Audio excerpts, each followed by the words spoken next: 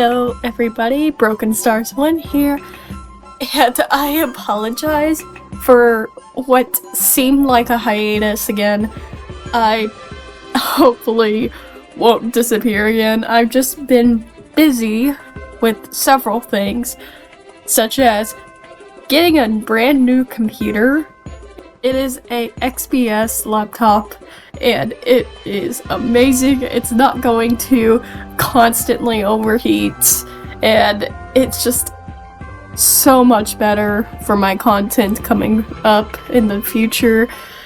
And also I got my room painted, so my room was basically unusable for a few days, but thankfully all of that's over and I can finally upload more videos for y'all.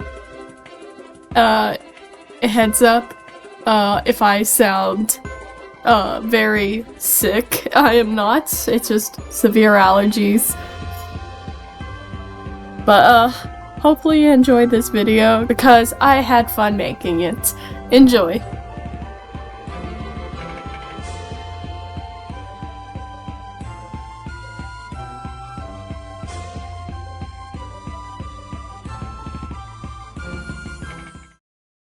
I have tried to make a schoolhouse den for the school scene of exotic flowers, but I didn't have the right den until they released a schoolhouse den based on the party, and I was like, this is what I needed. So I'm glad that they released this den, and that is what I'm decorating to make the scene where Blossom is in school, like I said, and I just wanted to make it kind of cozy, but at the same time make it educational, if that's the right word for it. I wanted to have information about Jamal. I wanted to have information about animals. I wanted to have information just in general, make it feel like people want to learn there. Enjoy the rest of the speed decorating.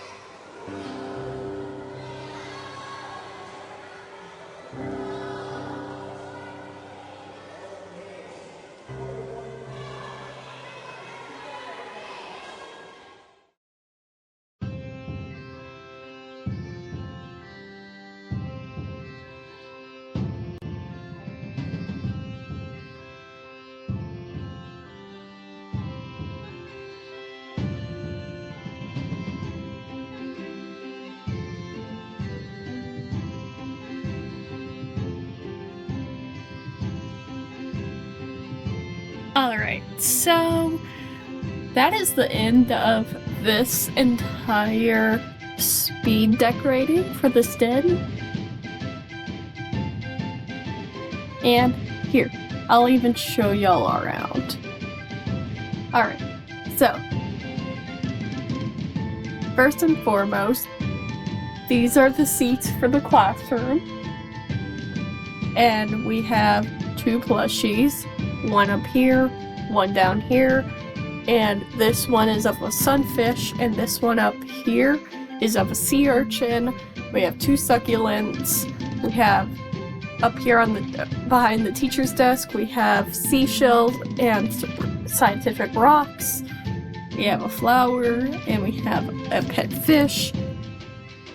The reason I picked these items is because I thought, you know what? I feel like this teacher would, for one, collect plushies, and 2, I thought, you know what? This teacher would want her students to learn about, you know, nature, about the world through stuff she puts in her classroom. I thought, you know what? That'd be a great idea, and also this item came with this picture of Mira, and I thought, you know what? It ties into the film.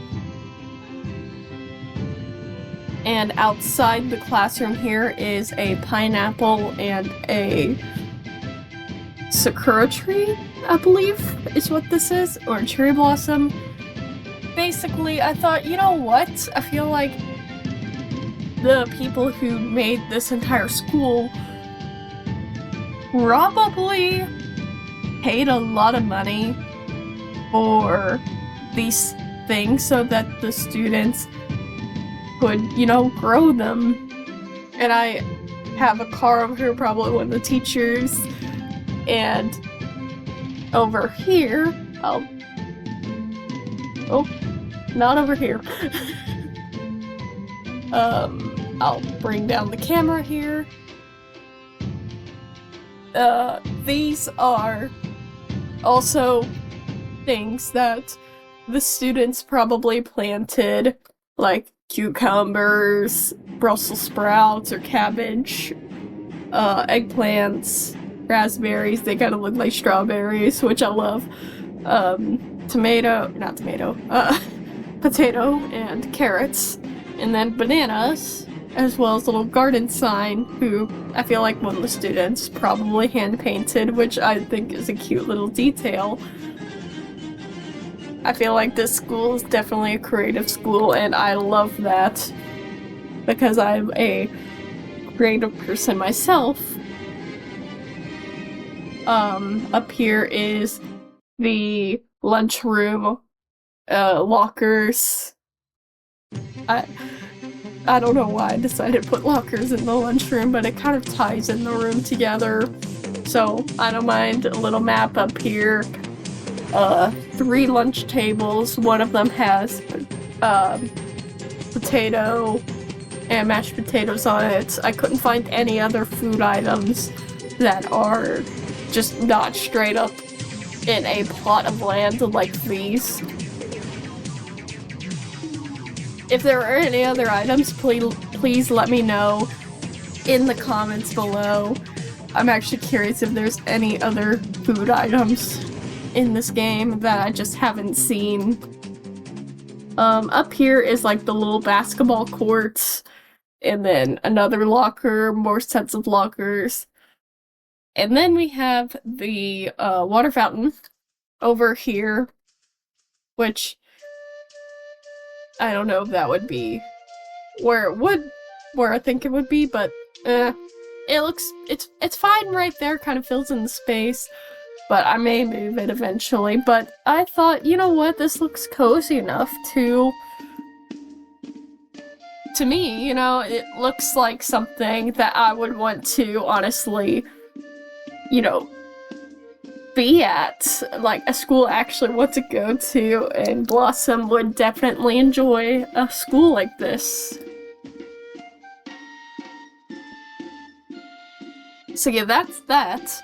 And I'm also going to be recording a few things from adventures for this film. So I'll show you the process of doing that through a voiceover. So let's go on ahead over to that. Recording adventures, because honestly, I would have to go through pretty much almost all of the adventure specific ones in order to get the recordings I needed to successfully make a scene.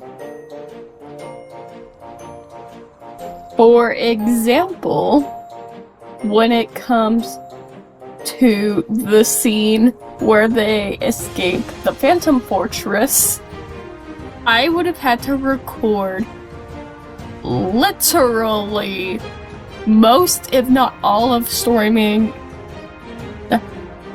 I would have to literally record almost all of storming the fortress in order to get that scene where they escape, plus the engine room, as well as record adventures like The Hive and The Great Escape in order to record the escape scenes as well. When it came to my AMV that I made a while back to the song of, like, the main opening soundtrack to Charlie and the Chocolate Factory 2005, I literally recorded most of storming the fortress and also had to play the Phantom Badlands as well in order to get most of the recordings for that AMV. So yeah, I'm gonna have to play a lot of adventures, maybe even multiple times, to get the recordings I needed for this entire film. And also, when it comes to recording scenes, like, for example, for Kanbara Outback and Gabby's Animal Hospital and all of that Alpha headquarters, luckily I wouldn't have to do an adventure, but I will have to do several takes in order to record stuff for those scenes. I'm trying not to spoil the entire film, if possible, but you know, I do need to talk a little bit of the context of the scenes I am talking about, because, you know, I don't think it would make as much sense if I don't talk about the scenes a little bit. Like, it'd make more sense if I just say, hey, you know, this is the scene, like the place that takes place in, will happen a tiny bit without spoiling the entire film. But it's super hard, and I may have accidentally spoiled the film several times in recording stuff for this, so I'm like, I really don't want to, but I have to say a little bit for context's sake. So hopefully, you know, with explaining the film, it doesn't make it any less interesting. It just, I'm excited for this film. It's unique. It's definitely one of the most unique projects I've ever made. And I'm just super happy that you all have been with me since day one of starting this, even day one for some people of my channel. And I'm just thankful.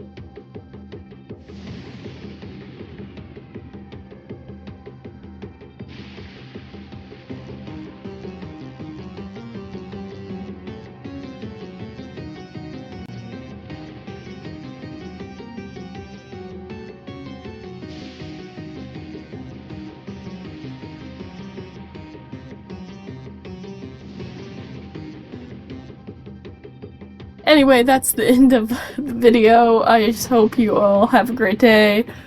Please stay safe and stay phantomized.